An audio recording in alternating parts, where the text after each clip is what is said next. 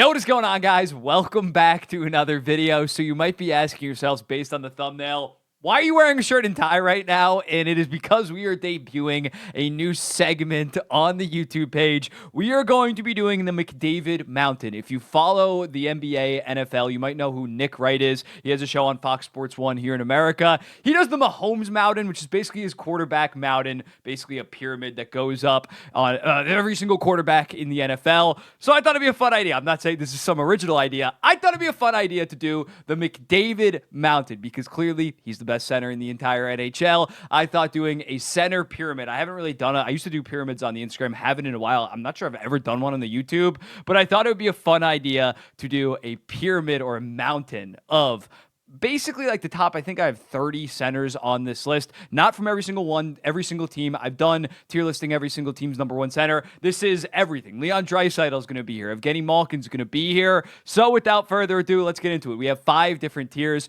We have solid first 1Cs. We have good 1Cs. We have elite 1Cs. We have superstars. And then we have McDavid, obviously, at the top, not to spoil the end of the video. But yeah, up first, we have low-end number one centers. These guys are between like 65 to 80 point pace. Definitely not true top 10 centers. They might be their number one center on an actual playoff team, but they probably have a bunch of other wingers or a very good second line center behind them.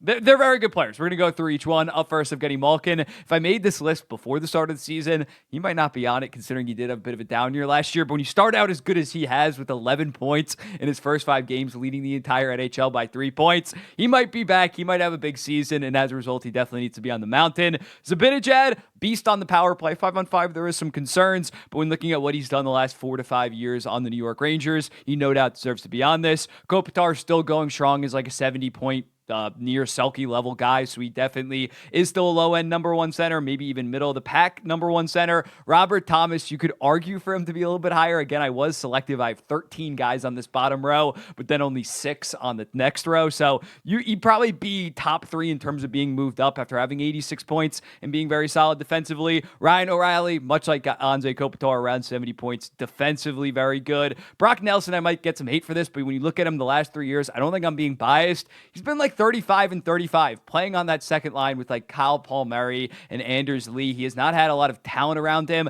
but he has still produced like a guy on this row. Tage Thompson, I keep on saying that he's going to bounce back, and it is only like 5 games of the season. He hasn't really had that bounce back quite yet. Hopefully he gets back on track and then he moves his way back up because he definitely was in that 2023 season. He was in that upper tier, maybe even 2 tiers up. Rupe Hintz, also another guy that I think, if fully healthy, can move up. Had a bit of a down year last year with only 65 points. Trocheck was awesome last year with Panarin. Not a true number one center, but probably a low end. Nick Suzuki, also like Robert Thomas, would be one of those next 3 guys to move up after having 77 points, being near Selke level. Bo Horvat, again, him and Brock Nelson might not be top 15 centers in the entire NHL, but they're around like 20 to 30, both very good, both around 35 and 35. And then Joel Eriksson last year really took that step offensively, had like 30 goals, 35 assists, while being great defensively. Little thing before we go to the next tier, I forgot to put Nico Hischier in this bottom tier. Don't kill me for this. He's not going to be in the rest of the video once I switch graphics. I'll edit it once I post it on Instagram or what. But yeah, Nico Hischier needs to be at least on this bottom tier. He's not in the good 1C tiers, but he's definitely a low-end number one center after back-to-back years of being around point per game, and in 2023 was the Selke runner-up. On to the next tier, the good number one centers. We got Sebastian Aho, really took that next step offensively, being well above point per game last year. I expect more of the same, awesome defensively. Dylan Larkin's a guy that I think is very underrated. Last 3 years has consistently been 35 and 45 while being great defensively. And mind you, even though the Wings were decent last year, he did that the 2 prior years when they were absolute shit teams. And I expect him this year to be around like 85, 90 points. Pettersson's interesting. Again, back half of last year was not good. The playoffs was not good. To start this season was not good. You definitely could bump him up, but I got to see him be more consistent and be more like that 2023 form and that 2024 form for the first half of the season. Tim Stützle, I think, is back on track. He has 6 points in his first 3 games. I think he's way closer and might even improve on that 2023 2023 season when he had 39 goals and 51 assists.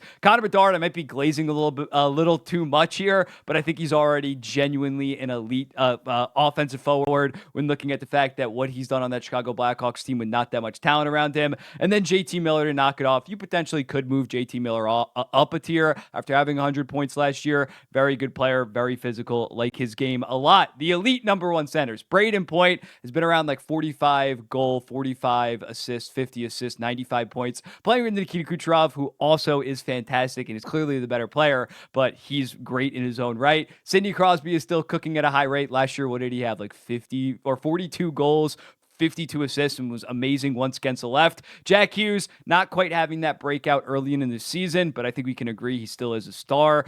Jack Eichel, this might be a little bit premature. I understand if you have Pedersen or Miller ahead of Jack Eichel. Jack Eichel's been awesome to start this season. I think he was a little bit underrated last year, just missed like 19 games, but he was around 40 goal, 50 assist pace while being great defensively. And then Alexander Barkov is pretty easy, not pretty easily, because Crosby's also awesome, but probably the best guy on this tier when looking at it. He's hurt right now, but he's 95-ish points while being the best defensive forward in the entire NHL. We are moving up a tier into the superstars. Not really a shock here. You probably knew who was in the top two tiers. Austin Matthews, yes, maybe the playoff performances aren't there, but when this guy is healthy, he's around 65-ish goals. Yes, he had a little bit slow start to the season this year. He's still probably going to cruise to the 60 goal mark while also being very good defensively. Nathan MacKinnon, offensive juggernaut, one-man offense. It's a little bit too hard of a job right now considering he has, like, outside of MacKinnon, nobody to play with, but the Colorado Avalanche are going to get back on track. And this guy had 140 points last season and broke the 50 goal mark for the first time. And then Draisaitl also having a bit of a slow start this season,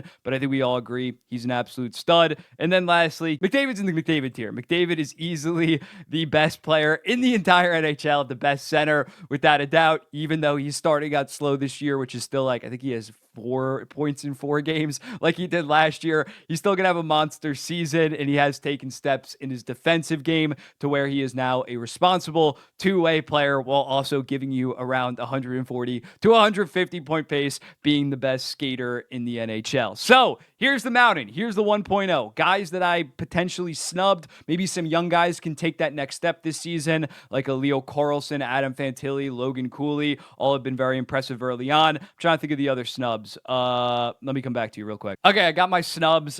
John Tavares almost made it. Wyatt Johnston also could potentially end up on this list.